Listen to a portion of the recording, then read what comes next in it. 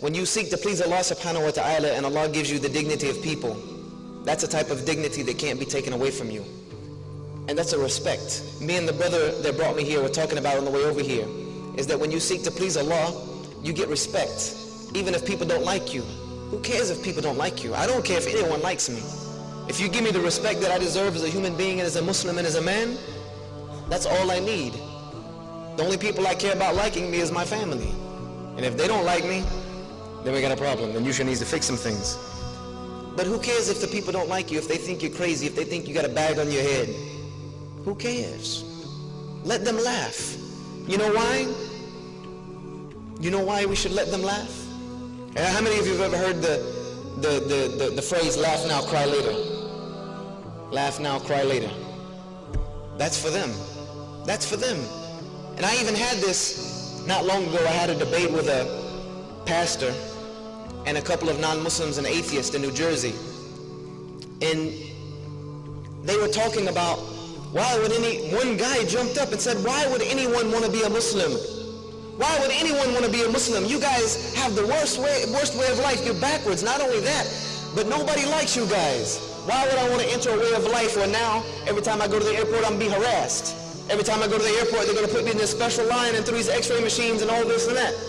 I might get locked up. I might get this. I'm going to get scrutinized. I might get beat. I might get spit at. Why? Why would I do that? Tell me one good reason I can do that. I said, I'm going to tell you why. And I said, this is for everyone. I'll tell you why. Because maybe you look at us now. You might look at the Muslims now when they're in the airport and they're in this separate line being harassed. You might see the Muslims being crowded up and thrown into prisons and into detention facilities and refugee camps. You might see the Muslims getting oppressed all over the world. You might do that.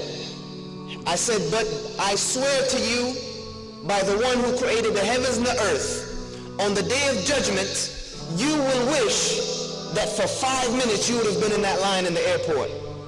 You will wish in the next life that for one moment you had stood in the footsteps of one of those Muslims who had been oppressed. For one moment, you will wish that you were the worst oppressed Muslim on the planet, rather than the situation that will be facing you when you stand before your Creator.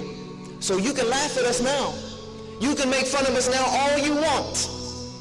The day the real laughter will come is the day that we enter into Jannah and we leave you behind. If you want to be serious about it. That's the reality of the matter. Is that what I have gives me that type of izzah. Laugh now, go ahead, laugh. Even if I tell you what Islam is really about, you want to laugh at me, you want to mock at me, go ahead. I'll actually sit down and let you finish, because I'm going to have my day. The believers will have our day, when they will wish that they were sitting on our side, when they will beg Allah, oh Allah, send me back to the world for 5 minutes. I'll be like them. I'll get in that line. I'll let them harass me. I'll let them spit at me. I'll let them snatch my scarf off my head. I'll let them put me in a refugee camp, oppress me, put me in Guantanamo Bay. They can put me wherever they want to put me, as long as I can stand with them today. And Allah will say, it's too late. You should have done that then. You should have done it then. This is the reality of the situation, brothers and sisters. This is what you have. This is the gift that Allah has given you. It's not worth anything that anyone else can give you. It's not worth selling your dignity for. It's not worth trying to please and look fashionable and fly, and who cares about that? Who cares about that? The only thing I care about is what side I'm going to be standing on the day of judgment. Let them do what they want to do, brothers and sisters. Sisters, let them make fun of you, because I know you stick out more than anybody else. Let them go ahead and make fun of you. When they laugh at you, laugh inside. Just smile inside, knowing that one day, the only ones that are going to be laughing on the day of judgment, the only people that are going to be laughing is going to be the laughter of the people of Jannah. That's it. And that's all that really matters.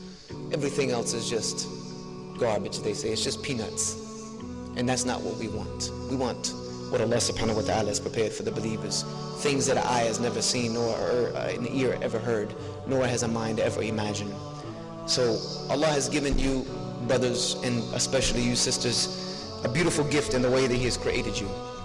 Protect it. Keep it guarded. keep it away from these young men. I love you brothers for the sake of Allah, but sisters, keep it away from them. They can't handle it. I know they can't. I'm telling you from personally, we can't handle it.